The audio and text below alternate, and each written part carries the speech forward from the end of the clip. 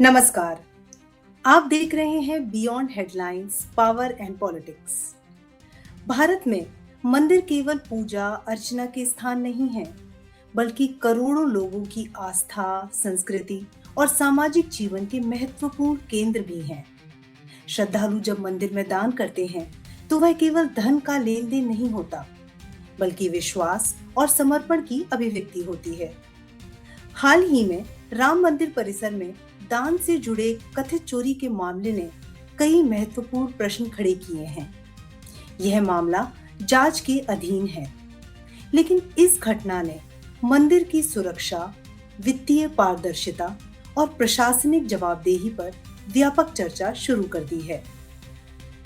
आज हमारा उद्देश्य किसी निष्कर्ष पे पहुंचना नहीं, बल्कि यह समझना है कि ऐसी घटनाओं से क्या सीख मिलती है, भविष्य में इन्हें रोकने के लिए क्या कदम उठाए जा सकते हैं और बड़े धार्मिक संस्थानों की विश्वसनीयता को और मजबूत कैसे बनाया जा सकता है।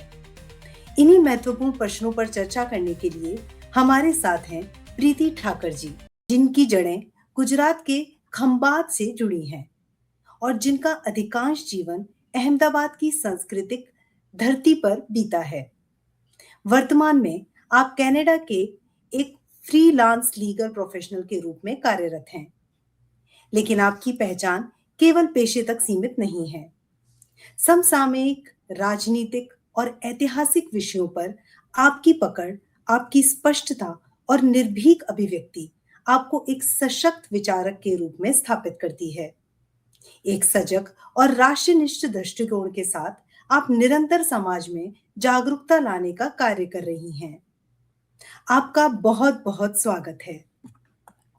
नमस्कार निधि जी, आपका बहुत बहुत धन्यवाद इस मंच पर मुझे बुलाने के लिए, और आपको और आपके सभी दर्शकों को मेरे प्रणाम। प्रीति जी, सबसे पहले इस घटना को एक व्यापक संदर्भ में समझना चाहेंगे। जब किसी प्रमुख धार्मिक स्थल पर दान से जुड़ी अनियमितता या चोरी की खबरें सामने आती हैं, तो क्या इसे केवल एक आपराधिक घटना मानना चाहिए या यह संस्थागत व्यवस्था पर भी प्रश्न खड़े करती है? सबसे पहले तो किसी भी जगह पे अगर चोरी की इस तरह की बड़ी घटनाएं होती हैं, तो वो अपने आप में बिल्कुल सामान्य चीज नहीं है और हम लोग उसको इजीली एक्सेप्ट नहीं कर सकते। और उसमें भी खास करके जब वो किसी धार्मिक संस्थान में हो, जो कि हमारे आस्था का केंद्र है। राम मंदिर वो हम सभी हिंदुओं की आस्था का केंद्र है, और हमारे पूर्वजों के 500 सालों के संघर्ष के बाद जिसे हम बना सके हैं, ऐसी पवित्र जगह पर अगर ऐसा कोई कार्य हो रहा है, ऐसा सामने आता है, तो वो सबसे दुर्भाग्यपूर्ण है सबसे पहले तो, और बिल्कुल भी एक्सेप्टेबल नहीं है ये चीज, चाहे हिंदू धर्म की हो या किसी भी धर्म की हो। लेकिन धार्मिक संस्थानों में अगर इस तरह की चोरी होने लगी और जिसका किसी को संज्ञान भी काफी समय तक ना हो, तो वो तो बहुत ही मतलब कह सकते हैं कि वो बिल्कुल ही सभी प्रजा जो है, हमारी हिंदू प्रजा हो या किसी भी धर्म की प्रजा हो, वो थोड़ा सा ठगा हुआ तो जरूर महसूस करेंगी। क्योंकि वहां जाके जो भी दान पुण्य, जो भी अपना कुछ भी अपना देता है, हमने देखा है वहां जाके छोटे छोटे मतलब मजदूरी करने वाले या गरीब, इतने गरीब लोग भी वहां जाके अपने पास जो भी है उसमें से बहुत ज्यादा चीजें, मतलब अगर 100 रुपये है तो वो 90 रुपये रख देते हैं वहां। ऐसे लोग भी गए हैं वहां पे। तो ऐसे छोटे छोटे लोगों की भी इतनी गहरी आस्था है, जहाँ पे वो जगह पे अगर चोरी होती है तो वो बिल्कुल भी एक्सेप्टेबल नहीं है। हम लोगों को उसका, हम सिरे से इसका मतलब कहते हैं ना कि बिल्कुल एक्सेप्ट नहीं करेंगे, इस चीज को खारिज करेंगे। और ये संस्थागत बात हो या धार्मिक, मतलब ये संस्थागत बात भी है, क्योंकि यहाँ वहां एक ट्रस्ट भी है। ऐसा नहीं है कि वो एक जैसे छोटा सा कोई मंदिर है जिसमें वहां एक सिर्फ पुजारी और 2-4 लोग हैं जो कि उस मंदिर का निर्वहन करते हैं या जो भी उसकी व्यवस्था करते हैं, और वहां चोरी हो गई, ऐसी बात नहीं है। ये बहुत बड़ा है मंदिर जिसमें इतनी व्यवस्थाएं हैं, इतनी सारी सरकारी व्यवस्थाएं भी हैं और ट्रस्ट वगैरह की व्यवस्था भी है। तो इसमें अगर किसी भी तरह से चोरी होती है तो वो तो बिल्कुल honestly speaking shocking and surprising, बहुत ज्यादा शॉकिंग रहा। हम जैसे लोग जो अपनी पूर्ण आस्था अपने धर्म में रखते हैं उनके लिए तो शॉकिंग है ही है, लेकिन जो हमारे बड़े बुजुर्ग हैं उनके लिए आघातजनक है, बहुत ज्यादा ही आघातजनक है। क्योंकि आज तक हमने कभी किसी मंदिर में इस तरह की चोरी हुई हो, मैं ये नहीं कहती कि चोरी नहीं हुई होगी, चोरी हुई भी हो सकती है, लेकिन इस तरह से बाहर नहीं आई ये चीजें कभी भी। तो सबके लिए बहुत ज्यादा दुखदाई है ये चीज, और हमें बिल्कुल इसको एक्सेप्ट करने में तकलीफ हो रही है। बिल्कुल सही कहा आपने प्रीति जी, कि वाकई हमारा आस्था का एक केंद्र होता है कोई भी मंदिर। और अगर आपने जैसा कहा कि बिल्कुल अगर वहाँ ऐसी घटनाएं होती हैं तो कहीं ना कहीं लोग अपने आप को ठगा सा महसूस करते हैं। जी बिल्कुल, मैं बिल्कुल। आपसे सही कह रहे हैं, बिल्कुल। तो यदि प्रारंभिक स्तर पर ही निगरानी और नियंत्रण मजबूत होते तो क्या ऐसी घटनाओं को रोका जा सकता है?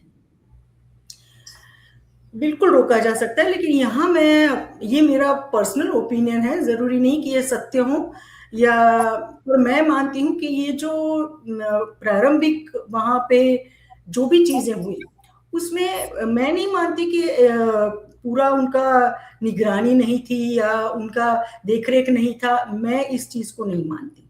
मैं मानती हूँ कि वहां पे जो कुछ भी हुआ है वो बहुत ही व्यवस्थित ढंग से चोरी की गई है, प्लानिंग, पूरे पूरे प्लानिंग के साथ ये चीजें हुई है। और उसमें एक दो नहीं, मुझे लगता है कि बहुत ज्यादा लोग हैं इन्वॉल्व, और मैं मानती हूँ कि राजकीय लोग भी इसमें बहुत ज्यादा इन्वॉल्व है, जो कि आजकल उछल कूद कर रहे हैं। आपने देखा होगा कि इतनी ज्यादा उत्साहित होके जो लोग राम मंदिर देखने को तैयार नहीं थे, जिन लोगों को आप इनविटेशन मिलने के बावजूद राम मंदिर का जो शिलान्यास हुआ उस वक्त नहीं गए, और जब राम मंदिर का उद्घाटन हुआ उस वक्त भी 22 जनवरी को जो लोग नहीं गए, वो आज उछल उछल के अगर बोल रहे हैं कि राम मंदिर में अगर ऐसा हुआ तो हम ये कर देंगे, हम वो कर देंगे। मतलब उनकी अगर बातें सुनो तो आपको लगता है कि अच्छा, अभी आपको समझ में आ गया एकदम से राम मंदिर का। आज से पहले तो आप लोगों को मंदिर जाने तक का आपने कभी प्रयास नहीं किया। तो ये मेरे हिसाब से इसमें बहुत ज्यादा गहन शोध करने की जरूरत है। और जो लोग दिखते हैं, जो ऊपर ऊपर से दिखते हैं, वो तो सिर्फ मोहरे हैं। जो जो पकड़े गए हैं ना, वो लोग तो मोहरे हैं, उनको चलाने वाला कोई और है, वो मोहरे रखने वाला कोई और है, और ये बहुत बड़ी साजिश है। उस साजिश का पर्दाफाश होना बहुत जरूरी है। और मैं मानती हूँ कि हमारे माननीय योगी जी और मोदी जी और अमित शाह जी इन लोगों को हरगिज नहीं छोड़ेंगे, हरगिज नहीं छोड़ेंगे। जी प्रीति जी, बिल्कुल। आपका ये वाला जो आपने एक पहलू रखा कि कहीं ना कहीं हमारी ये घटना जो है वो राजनीति से भी कहीं ना कहीं जुड़ रही है। और हमारा अगला प्रश्न भी उसी से संबंधित है कि मंदिरों में दान श्रद्धालुओं के विश्वास का प्रतीक होता है। बिल्कुल। क्या इस तरह की घटनाएं लोगों की आस्था को प्रभावित करती हैं या उनका विश्वास मंदिर और उसके प्रशासन के बीच अंतर करता है? देखो, मैं मानती हूँ कि ये मंदिर और प्रशासन के बीच डेफिनेटली अंतर करता है। कोई भी हिंदू हो, उसकी आस्था किसी एक दो या ऐसे 50-100 लोगों की वजह से डिगमिगा नहीं सकती। हम लोग अपनी जो आस्था है उसको छोड़ नहीं सकते। उसके, हाँ, हम हमें आघात जरूर लगता है कि हमारे आस्था के केंद्र जो है उस जगह पर ऐसी चीजें हुई, वो हमें पसंद नहीं आता, वो डेफिनेट बात है, उसमें कोई दो राय नहीं है। लेकिन कोई अगर ये समझे कि इससे हमारी आस्था डगमगा जाएगी, तो ये तो मैं नहीं मानती। अगर आपकी आस्था डगमगा गई तो उसका मतलब है कि आप सच्चे हिंदू हो ही नहीं। किसी सच्चे हिंदू की ऐसी छोटी मोटी घटनाओं की वजह से आस्था नहीं डगमगा सकती। और देखो, हम कोई गंवार होगा ना, कोई अनपढ़ गंवार भी अगर आप पकड़ लो, उसको आप पूछो कि आपकी आस्था किस में है, मंदिर में हुई इस दुर्घटना से आपको ये कोई प्रभाव पड़ेगा? मैं नहीं मानती कि कोई भी अनपढ़ सा आदमी भी ये बोलेगा कि नहीं प्रभाव पड़ेगा। हाँ, ये मैं मानती हूँ कि बहुत ज्यादा पढ़े लिखे अपने आप को सेक्युलरिज्म की औलादे कहने वाले, मैं तो कहूंगी जो है, वो जरूर ये बोल सकते हैं कि ये क्या हो गया, वो क्या हो गया, हमारी आस्था पे आघात हो गया, हमारी तो आस्था डिगमगा गई, क्योंकि तुम्हारी आस्था थी नहीं। तुम तो सिर्फ दिखावे के लिए ये सब कर रहे हो ना। तुम्हारे देखो, अंदर की जो आस्था होती है ना, वो कभी ऐसी चीजों से नहीं कम होती किसी की भी। लेकिन जो सिर्फ दिखावा, मोहरा पहन के बैठा है, उसकी तो फिर क्या ही बात है। वो तो बोलेगा मेरी तो आस्था चली गई, मैं तो अब बिल्कुल नहीं जाऊंगा मंदिर, मैं चढ़ावा नहीं चढ़ाऊंगा, मैं ये नहीं करूंगा, मैं प्रसाद नहीं, मैं भोग नहीं लगाऊंगा, मैं पैसे नहीं चढ़ दूंगा, दान नहीं दूंगा, ये सब बोलेगा वो। क्योंकि वो तो चेहरा ही मोहरा ही लगा के बैठा हुआ था, उसका तो असली चेहरा हमने देखा ही नहीं। पर किसी सच्चे आस्तिक आस्था वाले का अगर चेहरा आप देखोगे, तो उसके चेहरे पे एक शिकन भी नहीं आएगी, क्योंकि उसकी आस्था इतनी कमजोर नहीं है कि ऐसी छोटी मोटी घटनाओं से हिल जाए। बिल्कुल प्रीति जी। और क्योंकि आपने जैसा बताया कि हाँ बिल्कुल, एक सच्चे हिंदू को इस चीज को देखना, सनातनी को देखना बहुत जरूरी है कि इस तरह की घटनाएं जो हैं वो उसकी आस्था को हिलाने वाली ना हो, क्योंकि इस तरह की घटनाएं होना कोई बहुत बड़ी चीज उस तरह नहीं है। आपकी आस्था इतनी कमजोर नहीं हो कि वो उससे हिल जाए। तो उसी के आगे उपाय के बारे में जब हम सोचते हैं, तो क्या बड़े धार्मिक संस्थानों को समय समय पर अपनी वित्तीय जानकारी और सामाजिक कार्यों को सार्वजनिक सार्वजनिक जो रिपोर्ट होती है, क्या वो जारी करनी चाहिए? अब देखो, यहाँ पे अगर हम बात करें तो मैं एक दो चीजें दूसरी भी कहना चाहूंगी। जो राम मंदिर का तो जो मुद्दा है वो है ही है, लेकिन आपने कभी साउथ में जो मंदिर हैं उनका कोई हिसाब देखा है कभी? उन मंदिरों के ऊपर क्या है, वो मंदिरों के ऊपर सीईओ लगाया हुआ है, और उसके सारे पैसे किसी को भी, हम किसी हिंदू को पता नहीं कि उसके सारे पैसे कब वहां की गवर्नमेंट उठा के ले लेती है, और जो हिंदू नहीं है ऐसे लोगों के कार्यों में उसका उपयोग होता है। उसको क्यों कोई क्वेश्चन नहीं करता है? आप तमिलनाडु का ही देख लो, आप पद्मनाभ स्वामी मंदिर है केरला का, उसका देख लो, तमिलनाडु का जो मंदिर है उसका देख लो। कितने मंदिर, मतलब एक मंदिर नहीं, कितने ही मंदिर है। साउथ के जो जितने भी स्टेट है, 5 स्टेट है, पांचों स्टेटों में आप देख लो, वहां के सारे मंदिरों का जो भी कहते हैं ना कि पूरा प्रशासन, वो गवर्नमेंट के हस्तक है। और वहां से कितना पैसा कहाँ जा रहा है, किसी को आज तक इतने 70-75 सालों में एक भी बार किसी ने हिसाब, न किसी ने मांगा न किसी ने दिया। तो देखो, ये दोहरा मापदंड है। आप राम मंदिर के लिए ये सारी चीजें, मैं इसको, इससे मैं चोरी हुई इस बात को जायज नहीं, मैं उसको जायज नहीं ठहरा रही।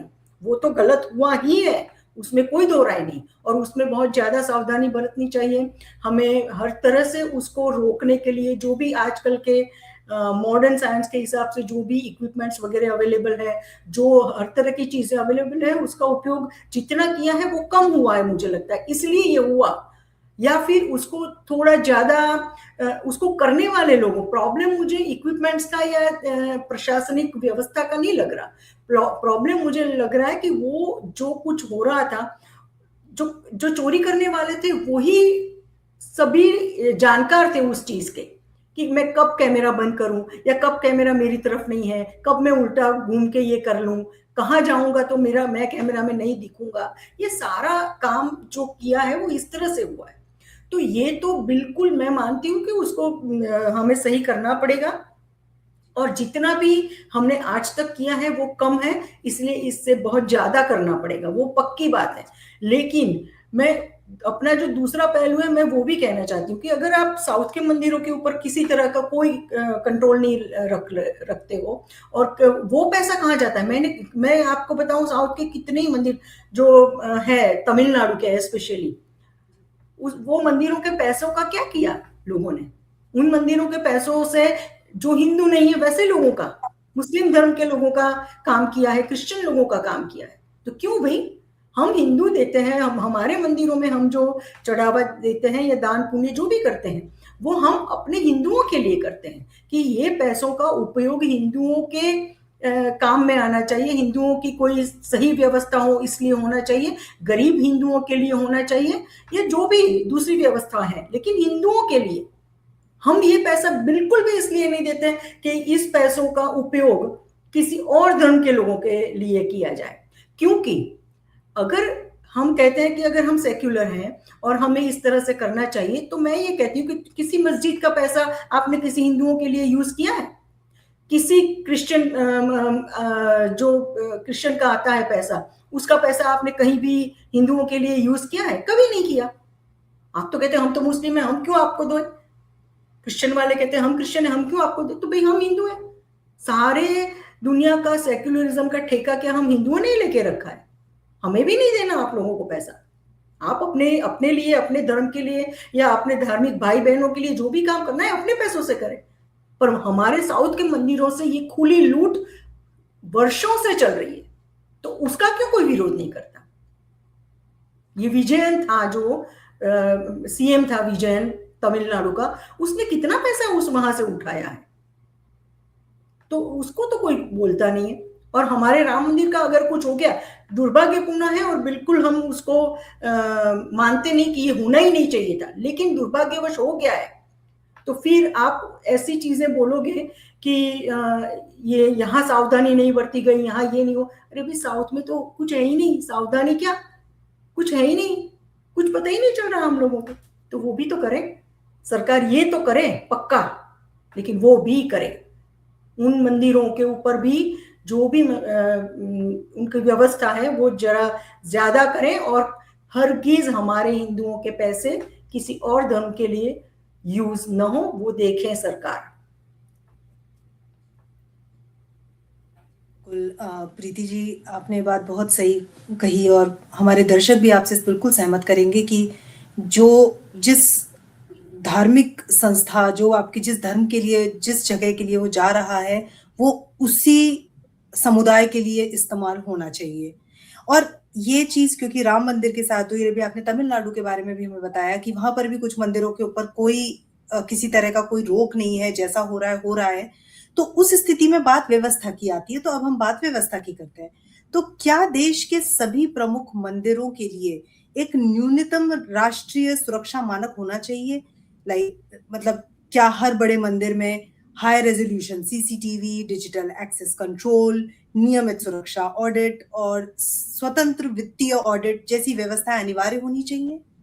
बिल्कुल होनी चाहिए, लेकिन मैं यहाँ एक चीज और जोड़ना चाहूंगी कि सिर्फ हिंदू मंदिरों के लिए नहीं, ये हर उस धार्मिक स्थल के लिए होनी चाहिए, चाहे फिर वो मस्जिद हो या गुरुद्वारा हो या फिर क्रिश्चियन लोगों का चर्च हो, कहीं भी कोई भी संस्था हो, हर जगह पे ये चीज होनी चाहिए। क्योंकि दान तो हर जगह आता है ना, दान कोई एक हिंदू मंदिर, हाँ ये जरूर बात है कि हिंदू मंदिरों में बहुत ज्यादा आता है, वो और बात हो गई, लेकिन वहां भी तो आता है ना, दूसरी जगहों पे भी तो आता है।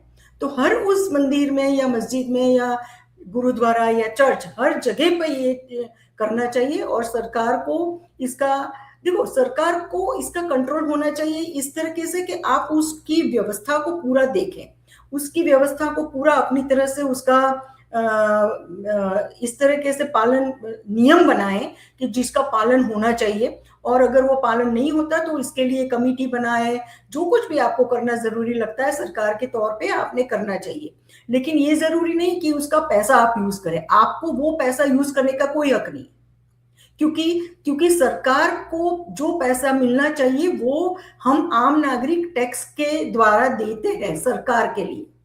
हम जो पैसा मंदिर में देते हैं वो सरकार के लिए नहीं देते, वो फर्क है उन दो चीजों में, राइट? कि हमारा इंटेंशन टैक्स देने का ये है कि सरकार के लिए दिया, सरकार इंफ्रास्ट्रक्चर और दूसरी जो भी जगह पे जरूरत है वो उसका पैसा वहां यूज करे, जो कि आज मोदी सरकार कर ही रही है और बहुत अच्छे से कर रही है। लेकिन हम जो पैसा मंदिरों में देते हैं वो पैसा हम इसलिए नहीं देते कि सरकार वो पैसा वहां से उठाए और फिर अपने जो भी काम में लगाना है वो लगा दे।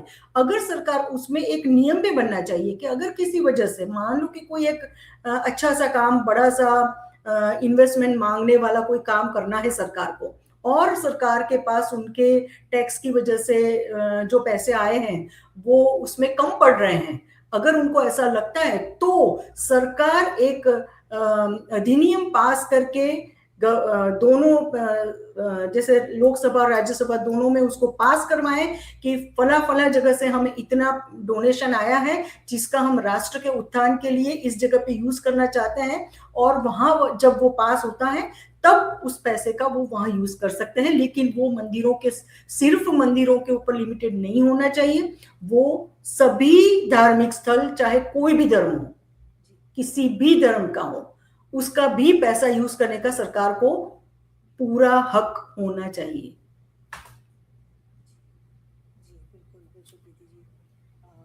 आपने ये बात बिल्कुल सही कही कि वाकई ज़रूरी है कि उस सभी धार्मिक स्थलों का, इस चीज़ का ध्यान रखा जाए, और उन्हीं जो उनके पास जो भी आ रहा है, जो भी दान आता है, वो सिर्फ़ और सिर्फ़ उसी समुदाय के लिए इस्तेमाल हो, उस पे सरकार अपना किसी भी तरह का कोई भी इस्तेमाल ना करे, और अपना उस पे किसी तरह का एक, जिसे कहते हैं, अपना एक अधिकार, वो भी ना रखे।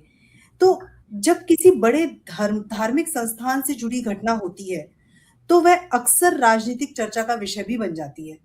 तो आपके अनुसार ऐसी घटनाओं पर राजनीतिक विमर्श किस सीमा तक होना चाहिए? आप क्या सोचते हैं इस बारे में? जी। देखो, अगर सीमा की बात करें ना, तो राजनीतिक दल और उनकी सीमाएं, ये दो चीजें कोई मेल नहीं खाती। राजनीतिक दल जिस तरह से आजकल है, स्पेशली आजकल आप देख रहे हो कि राजनीतिक दल वाले या लीडर सब अपनी भाषा की सारी मर्यादाएं छोड़ के हर तरह की चौकीदार चोर हैं। मतलब क्या है ये? अगर आप इस तरह की लेवल की बातें करेंगे तो आपकी धार्मिक मर्यादाएं या धार्मिक तो जाने दें, एक सामान्य आम तौर तरीकों की जो मर्यादाएं हैं उसका भी आप उल्लंघन कर रहे हो। तो वो मर्यादाएं तो कोई रखता नहीं है, और वो उसी मर्यादा की मैं बात कर रही थी जो मैंने जैसे पहले भी कहा कि आप देख लो आज ये समाजवादी पार्टी वाले, अखिलेश यादव की पार्टी वाले जिस तरह से इस चीज को, सबसे पहले तो उनके ही किसी लीडर ने इस चीज को उजागर उजागर करने की कोशिश की, राइट, और फिर उसके बाद अखिलेश यादव भी आ गए और फिर अरविंद केजरीवाल भी आ गए, सभी लोग इसमें बोलने लगे, और उन्होंने जो हर तरह से अपनी मर्यादाओं का उल्लंघन ही किया है।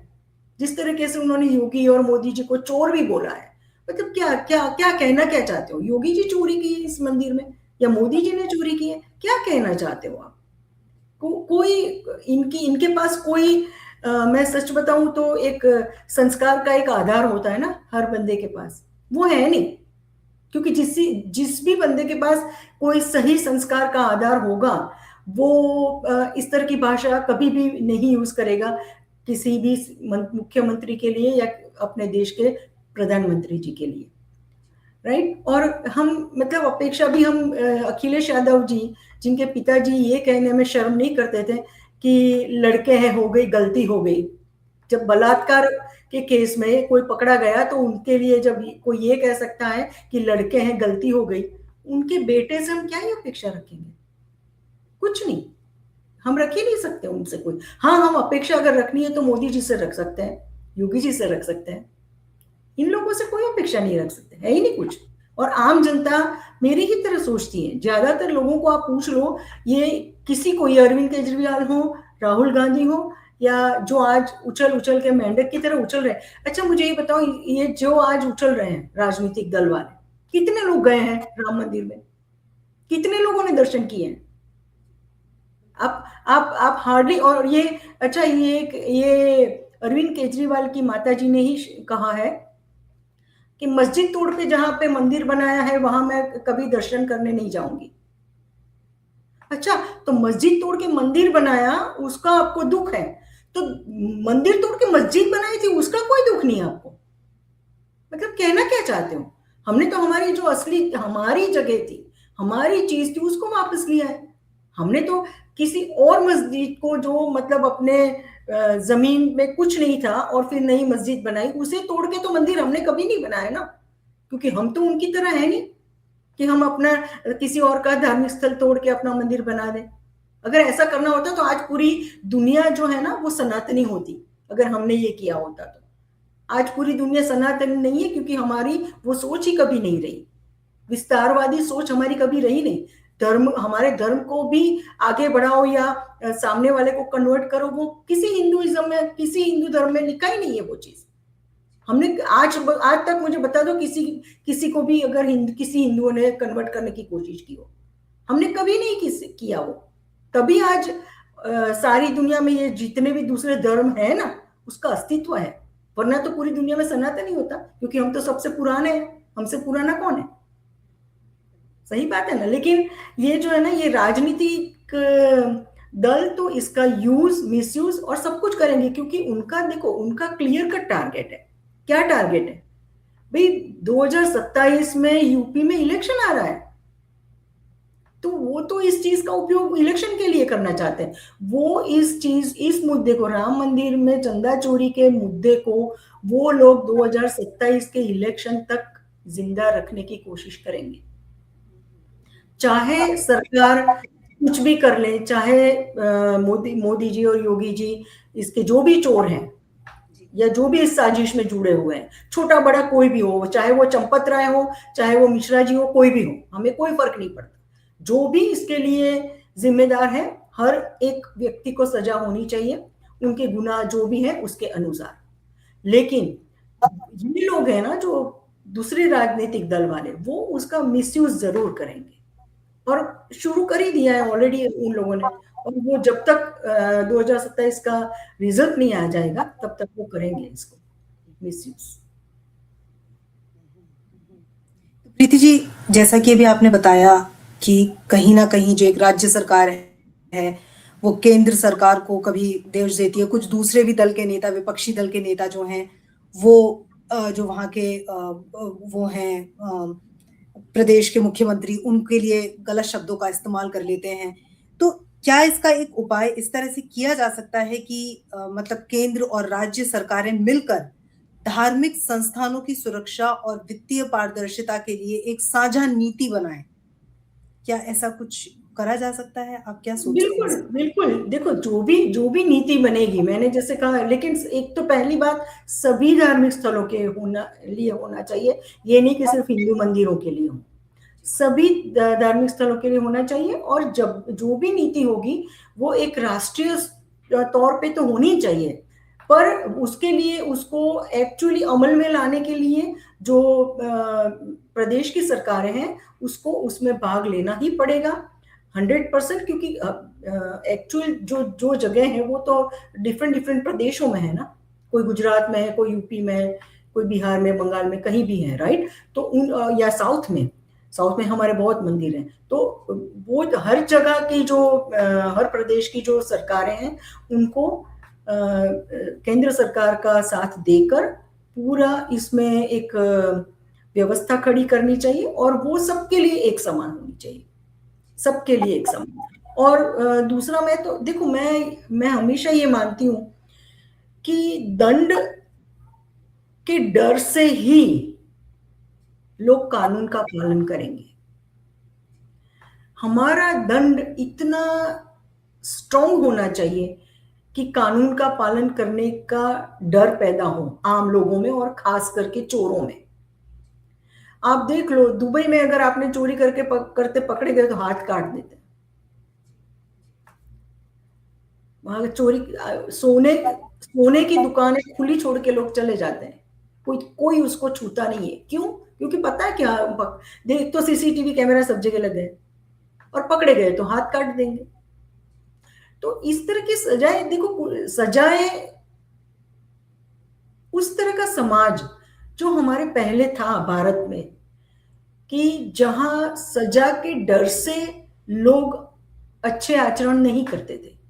लोग अच्छे आचरण इसलिए करते थे कि उनके संस्कार अच्छे थे, उनकी परवरिश अच्छी थी, और उनको उन्होंने जो अपने माता पिता को करते हुए देखा था वो सब अच्छा था, इसलिए बच्चे अच्छा काम करते थे।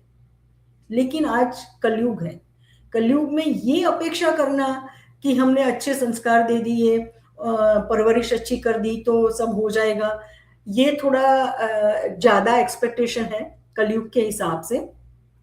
तो इसके लिए हमें सजा का ऐसा प्रावधान होना चाहिए। और दूसरी बात कि ये नहीं कि जब कुछ किसी ने कर दिया फिर जो उसको सजा हुई तब पता चले कि उसको तो हाँ ये फांसी हो गई या आजीवन कैद हो गई या जो भी सजा हुई वो बाद में पता चलता है, ऐसा नहीं होना चाहिए। पर्टिकुलरली इस तरह के जो कानून है जो मंदिरों को या इस तरह की दान दान वगैरह को सेव करने के लिए, सेफ गार्ड करने के लिए अगर बनाते हैं तो उसमें जो भी सजा है उसका डिक्लेरेशन अपफ्रंट हो जाना चाहिए कि अगर यहां कोई चोरी करते पकड़ा गया तो उसका हाथ काट दिए जाएंगे या उसकी आंखें फोड़ दी जाएंगी, या मतलब। और मैं ये बताऊं कि आप उसको बोलो कि तुमने अगर 50,000 रुपए का चोरी किया है तो तुम्हें 5 लाख जुर्माना भरना पड़ेगा, कोई फर्क नहीं पड़ता, ऐसी सजा से कोई फर्क नहीं पड़ेगा। क्योंकि लोगों को पता है कि मैं 50,000 में पकड़ा जाऊंगा लेकिन मैंने ऑलरेडी 5 लाख से ज्यादा छुपा के कर लिया है। तो ऐसी सजाओं से कोई फर्क नहीं पड़ेगा, सजा ऐसी होनी चाहिए कि जिससे एक्चुअल फर्क पड़े, और उसमें हाथ काटो, आंख फोड़ दो, पांव काट दो, ऐसी सजा ही काम करती है। क्योंकि क्योंकि लोगों को क्या होता है कि अपनी जिंदगी का डर लगने लगता है। अब हर देखो चोरी की सजा, चोरी की है किसी ने, उसके लिए उसको फांसी की सजा तो हम नहीं देंगे, क्योंकि हम फिर वो अगेन हमारा हिंदुत्व आ जाएगा उसमें, और फिर बहुत सारे ऐसे वकील वगैरह आ जाएंगे जो अगर किसी को दे दी फांसी की सजा तो उसको छुड़ाने के लिए तैयार पूरी लॉबी बैठी है, राइट। तो सजा ऐसी होनी चाहिए कि जो उसको मार तो हम देंगे नहीं लेकिन इतना ज्यादा, और मैं तो कहती हूँ कि जो पहला चोर पकड़ा जाए ना, जो भी पहला चोर पकड़ा जाए उसको जाहिर में वो सजा देनी चाहिए, क्योंकि वो उसे देख के लोग डरेंगे। और डर, मैं सच बताऊं कलयुग में डर से ही लोग कानून का पालन करेंगे, बिना डर के कानून का पालन करें, इतने ज्यादा संस्कार आजकल की जनरेशन में हो ये एक्सपेक्ट करना मूर्खतापूर्ण है। प्रीति जी, आपसे मैं बिल्कुल सहमत करूंगी और हमारे श्रोता भी करेंगे बिल्कुल, क्योंकि मनोविज्ञान के हिसाब से भी डर जो है वो व्यवहार के अंदर परिवर्तन जल्दी लाता है, बजाय अगर आप उसे समझाइश से करें या किसी और तरीके से करें, तो एक डर एक ऐसी चीज है जिससे व्यवहार में परिवर्तन जल्दी आता है। और इस कलयुग के हिसाब से जैसा आपने बताया, इस कलयुग में जहाँ ये डर जरूरी है, वो डर के लिए हमारे पास बहुत सारे साधन हैं, डिजिटल वर्ल्ड है। तो क्या ये डिजिटल दान प्रणाली को और अधिक प्रोत्साहन किया जाना चाहिए, और या फिर ये जो आर्टिफिशियल इंटेलिजेंस, जो हमारी कृत्रिम बुद्धिमत्ता आधारित निगरानी, स्मार्ट कैमरे और रियल टाइम अलर्ट सिस्टम सुरक्षा को बेहतर बना सकते हैं? मतलब क्या करा जाना चाहिए? क्या हम इसका प्रयोग कर सकते हैं चीजों को बेहतर बनाने के लिए? देखिए बिल्कुल कर सकते हैं, लेकिन डिजिटल, जैसे आपने बोला कि डिजिटल दान, राइट, तो जैसे डिजिटल दान दिया जाता है वैसे डिजिटल चोरियां भी होती है। जानते हो ना आजकल जो जिस तरीके से बैंक में से लोगों के पैसे चले जाते हैं एक एक कोड, पासकोड दिन मांगा और वो चले गए, कुछ भी एक कोई लिंक आया आपने क्लिक किया और आपके पैसे उड़ गए। तो जितना आसान कहने में है उतना आसान करने में है नहीं। और दूसरी बात कि जैसे ये एक्चुअल जो दान आया मंदिर की पेटियों में, उसकी चोरी हुई, वो तो पकड़ी भी गई कैमरों में, लेकिन अगर डिजिटल चोरी हो गई तो वो तो पकड़ना भी मुश्किल है, बहुत मुश्किल है उन लोगों को पकड़ना, क्योंकि कोई अंदाजा ही नहीं होगा, फिर तो वो कोई भी कर सकेगा। जिसके भी पास इस एआई वगैरह की जानकारी है, जिन्होंने उसका स्टडी किया है, वो कोई भी करेगा चोरी। चोरी करने वाले पढ़े लिखे लोग हैं ना, गंवार थोड़ी है, पढ़े लिखे ही तो चोरी करते हैं ये जो। तो डिजिटल दान बोलने में तो बहुत अच्छा लगता है हमें कि भी हाँ अच्छी बात है, लेकिन उसके कुछ रेड रेड फ्लैग्स भी हैं। तो मैं कहूंगी कि मैं तो प्रिफर करूंगी कि डिजिटल दान नहीं देना है मुझे, क्योंकि वहां मंदिर में पेटी कहाँ है, उसमें से अगर कुछ जाएगा तो जैसे थोड़ा देर से ही सही लेकिन दुरुस्त आए जैसा कुछ पकड़ा जाएगा। वहां तो पकड़ा जाना कुछ मुझे तो बहुत ज्यादा मुश्किल लग रहा है। पर फिर भी कोशिश कर सकते हैं उसे करने की, और उसको अगर कोई फुल्ली प्रूफ करके कोई सिस्टम अगर डेवलप किया जा सके तो कर ट्राई करने में कोई प्रॉब्लम नहीं है। लेकिन फिर उसमें ये भी देखना पड़ेगा कि डिजिटल चोरी ना हो जाए। बिल्कुल नहीं, आप सही कह रहे हैं, आप बिल्कुल सही कह रहे हैं प्रीति जी। तो उस स्थिति में एक और उपाय जैसे ये है कि अगर एक स्वतंत्र ऑडिट प्रणाली हम्म। श्रद्धालुओं के विश्वास को मजबूत करेगी, तो क्या इस तरह की कोई प्रणाली को लागू किया जाए? बिल्कुल, ऑडिट तो देखो, ऑडिट तो होना ही चाहिए। ये चोरी हुई इसलिए मैं नहीं कहती, चोरी हुई हो कि ना हुई हो, उसको अगर साइड में एक बार रख दे तब भी, कोई भी संस्थान हो, धार्मिक संस्थान हो, जिसमें पैसों का लेन देन हो रहा है या किसी तरह से पैसे आ रहे हैं वहां पे, तो उस जगह पे ऑडिट होना वो बहुत ही ज्यादा जरूरी है। क्योंकि जब तक ऑडिट नहीं होगा तब तक ये जो चोरी थी ना वो अलग तरह की थी, लेकिन ऑडिट में भी आपको आपको पता ही है कि किस किस तरह से चोरियां होती है अकाउंटिंग में। तो अकाउंटिंग में भी चोरी के तरीके है ना, वो उसमें कोई ऐसा थोड़ी है कि अकाउंटिंग में चोरी के तरीके नहीं है। अकाउंटिंग में भी बहुत चोरी के तरीके हैं। तो वो ना हो इसके लिए भी ऑडिट होना तो बहुत ही ज्यादा जरूरी है सभी संस्थानों के लिए। लेकिन मैं फिर से अपनी बात जो मैंने पहले कही उसको दोहराना चाहूंगी कि ये जो भी हम गवर्नमेंट हमारी करे वो सिर्फ हिंदू मंदिरों के लिए लिमिटेड न रखते हुए सभी धर्मों के, सभी धार्मिक संस्थानों के लिए ये करना चाहिए। और वक्फ बोर्ड भी उसमें शामिल होना चाहिए, वक्फ बोर्ड का भी उसमें ऑडिट भी होना चाहिए, और उसको उसका हर तरीके से निगरानी उसके ऊपर भी होनी चाहिए। किसी को छोड़ना नहीं है, किसी भी धर्म का, चाहे छोटे से छोटा धर्म क्यों ना हो, भारत में जितने भी धर्म हैं उन सभी संस्थानों में ये होना चाहिए। बिल्कुल सही कहा प्रीति जी।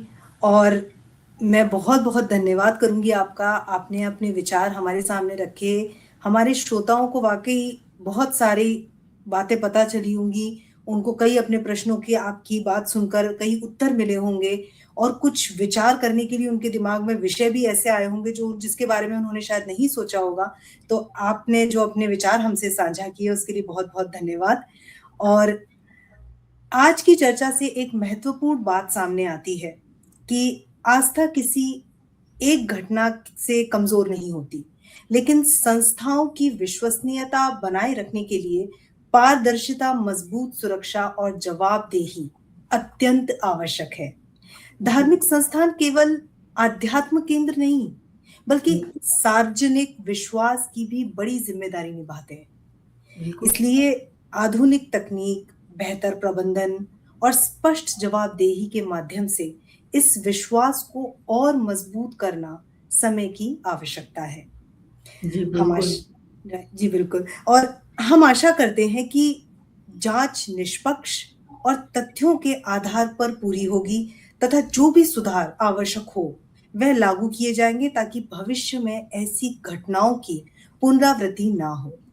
बिल्कुल, और मैं तो कहूंगी कि जो पकड़ा गया है आज तक, वो जो 8 आरोपी पकड़े गए हैं और दूसरे लोगों के ऊपर भी अभी उनकी सर्च एसआईटी बैठी है, तो अभी चेकिंग जारी है। जो भी पकड़ा जाए, जो भी छोटे से छोटा हो या बड़े से बड़ा, उसको सख्त से सख्त सजा मिलनी चाहिए। और किसी का भी मान मर्तबा कुछ भी देखे बिना, चाहे वो कोई भी हो, वो चंपत राय हो या चौकीदार हो राम मंदिर का, कोई भी हो, उसको बिल्कुल सजा मिलनी चाहिए। अगर उन्होंने गलती कोई की है, गलत काम किया है, तो किसी को नहीं छोड़ना चाहिए। ये मैं पक्का मानती हूँ, क्योंकि तो ही जैसे कहते हैं ना, धर्म की स्थापना के लिए धर्म संस्थान होते हैं, तो धर्म की स्थापना तभी हो सकती है, वरना नहीं हो सकती।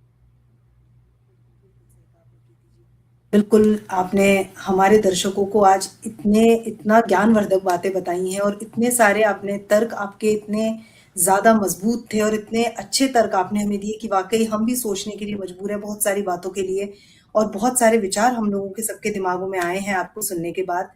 तो मेरा सभी श्रोताओं से, हमारे दर्शकों से कहना है कि अगर आपको हमारा ये कार्यक्रम पसंद आया हो, तो बियॉन्ड हेडलाइंस को लाइक करें, शेयर, सब्सक्राइब करें और बेल आइकन को दबाना ना भूलें। जय हिंद, वंदे मातरम। जय हिंद, जय भारत, वंदे मातरम।